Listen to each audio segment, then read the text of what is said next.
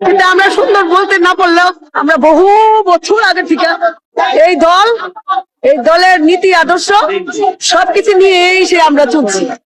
এই দিক থেকে এদিকেও যাইনি, এদিক থেকে ওদিকেও যাই, একদিকেই চলছি। একদিকে চলতে চলতে আজ পর্যন্ত এখানে টিকছি। আমি রাজিয়া আলী, জাতীয় নির্বাহী কমিটির সদস্য, জাতীয় নির্বাহী কমিটির সদস্য এবং ঢাকা দক্ষিণের সাবেক সভানেত্রী, মহিলা দল কেন্দ্রীয় কমিটির 1 নম্বর সদস্য বর্তমান, এবং ঢাকা সিটি কর্পোরেশনের 3 বার কমিশনার, 10 বছর ছিলাম নির্বাচিত। বহু কাজ করেছে, সেটা গেল সিটি কর্পোরেশন। কিন্তু দলীয় ভাবে যে কাজ করেছি 111 থেকে নিয়ে হানা বোর্ড থেকে সেই জিয়াউর রহমান, সে আমাদের স্বাধীনতার ঘোষক, শহীদ প্রেসিডেন্ট জিয়াউর রহমানের সময় থেকে আমরা কাজ করেছি। 91 ইলেকশন করেছি।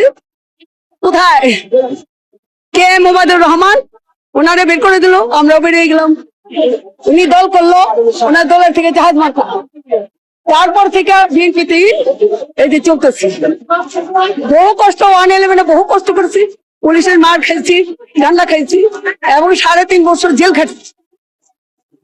3 বছরের জেল হয়েছে, একটা হলো 2.5 বছর, আর একটা 6 মাস, মানে সশ্রম করা দল। তো সোজা কথা না ভাই, বহু কষ্ট করেছি। এখন আমাদের মাঝে ম্যাডাম নাই, ম্যাডামের সাথে আলাপ চলতো আমার সাথে বেশি। উনি আমার খুব, ওনার বোনরা উনি খুব স্নেহ করতো, ভালোবাসতো। এখন উনি নাই, আমরা অনেক।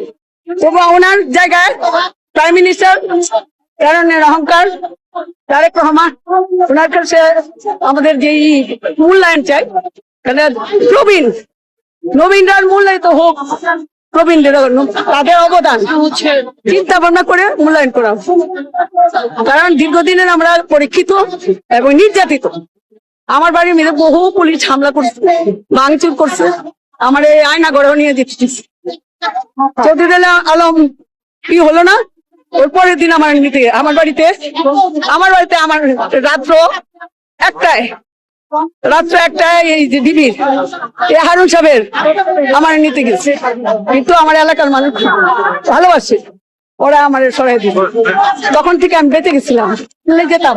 আজকে আমার মনে হয় হাড্ডি গুটিও পাওয়া যেত, মনে হয়, কারণ তারা তো ফিরে আসে নাই, আমি কোত্থেকে আসতাম।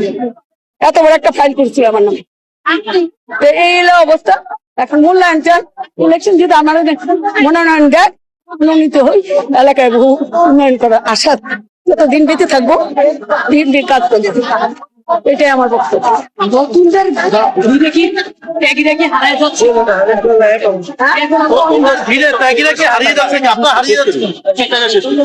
হারিয়ে যাচ্ছে না, মূল্যায়ন করছে, ভালো ভালো জায়গাতে বসে রয়েছে।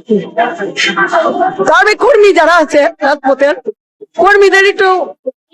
কর্মীরাও তো একটু উত্তেজিত, এত বেশি আশাবাদী হয়ে ওদের একটু কি করতেছে, চেঞ্জ অফ কল কমান্ড যেটা বলে কন্ট্রোল করতেছে। ঠিক হয়ে যাবে ইনশাল্লাহ, ঠিক হয়ে যাবে।